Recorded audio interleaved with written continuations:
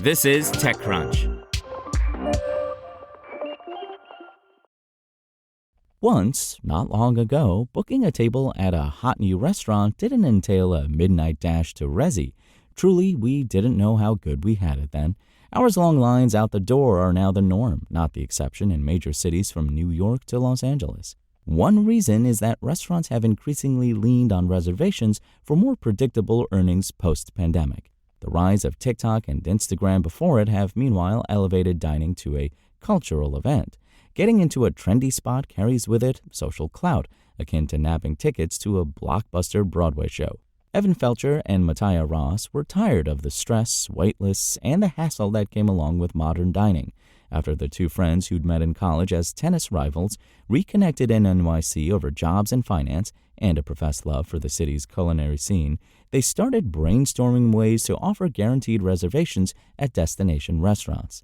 The solution the pair arrived at, a subscription-based app called Access, is likely to stoke debate about the growing influence of the wealthy on the restaurant industry.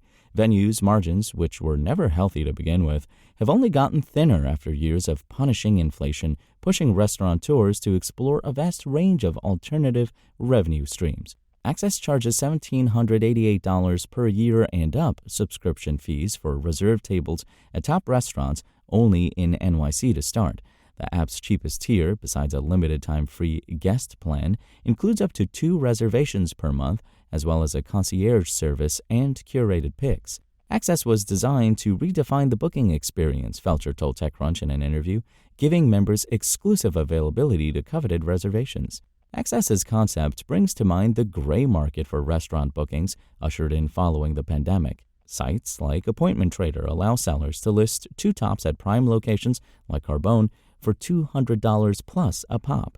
Restaurants have no control over the sales, which are often facilitated by bots that snap up reservations from legitimate platforms like OpenTable faster than any human can. A bill passed by the New York legislature would ban this reservation piracy, as critics call it, in the state, but Governor Kathy Hochul has yet to sign it into law. Felcher drew a contrast between Access and third-party reservation marketplaces, pitching Access not only as a diner benefit, but as a way for restaurants to exercise greater control over their booking inventory. It's also a means of income for cash-strapped venues, he said. A portion of Access's membership fee revenue goes directly to its restaurant partners. Restaurants get high-touch customer data, he said. Access can seamlessly pass this to their front-of-house employees. We partner directly with leading restaurants and hospitality groups to pre-secure tables exclusively for our customer base on a nightly basis. It's somewhat of an opaque process, however. Felcher said Access's customer satisfaction algorithm ensures subscribers land reservations by taking into account inventory across the platform's restaurant partners.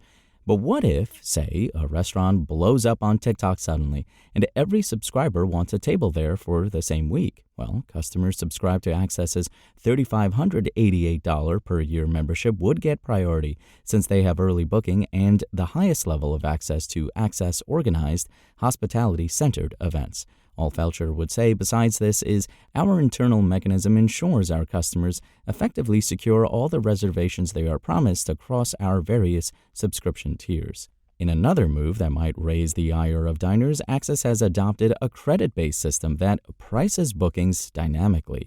The number of credits a table costs on the app varies depending on the popularity of the restaurant, party size, day, and time of day. Only a certain percentage of credits roll over each month. Subscribers to the costlier plans can buy credits a la carte. Members enjoy a seamless, stress-free booking experience, while venues regain control and are able to monetize their in-demand reservation inventory, Felcher said. This all might seem like a tough sell until you consider that members of Dorsia, a rival platform, prepay for about $500 guaranteed minimum spends at some of the same restaurants on Access. With Access, there are no waitlists, awkwardly calling in favors to a friend, or being subject to rigid, predetermined minimum spends, practices that very much detract from the genuine element of hospitality, Felcher said. Access is in beta. The platform is capping memberships at 3,000 people and requiring prospective subscribers to apply by filling out a questionnaire.